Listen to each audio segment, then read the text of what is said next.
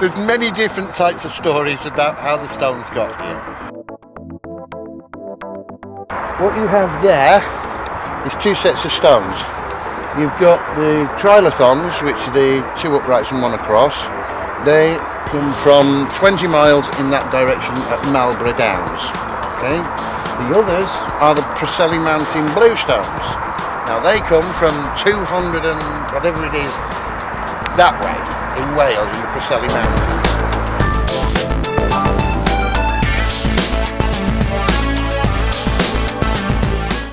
It was an investment in time and protein. Because you've got to think about it, when they're doing that, they're not hunting, they're not gathering, they're not farming. Now, you can go with half a dozen different theories. You can go with the archaeological theories, which say they dragged them, which is quite possible.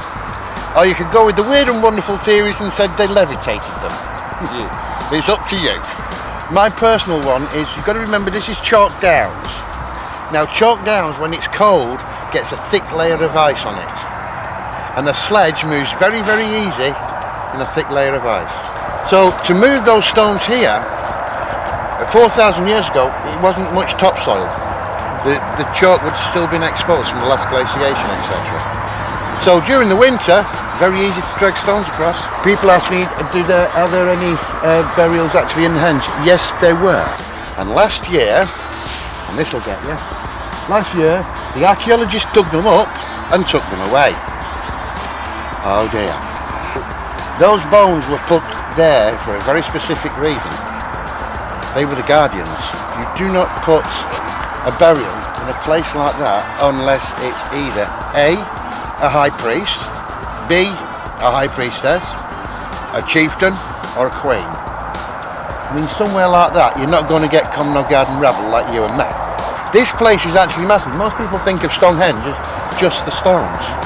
No, you've got approximately 20 square miles of huge earthworks, huge stones. We're basically here on a protest at the moment. Because what we want is free and open access to the stones, okay?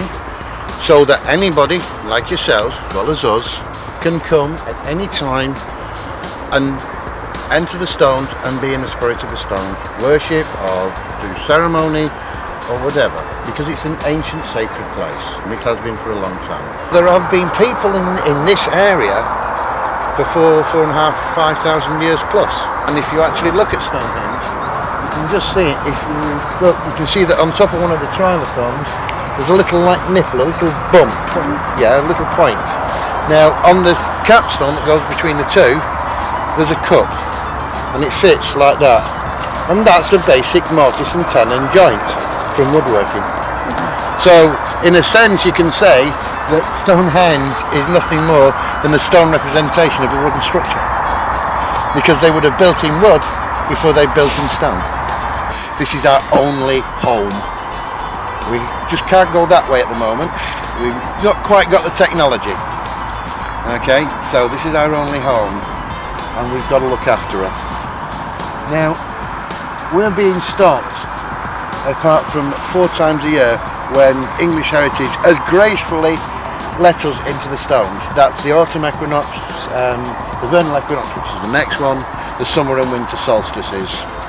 So what we do is, during the middle of the night, we run across naked and do ceremonies in there sometimes, because then they can't touch us. Now, as I said, we're actually here protesting at the moment because we've had these fences down. You can't actually go into the stones. English Heritage will charge you £6.50 to walk around it the wrong way, because you walk around it anti-clockwise, therefore disempowering the site, therefore disempowering England. There's so much that we don't actually know for certain, but we can guess, and we can look at the evidence and make informed judgments. But you've also got to remember one other thing.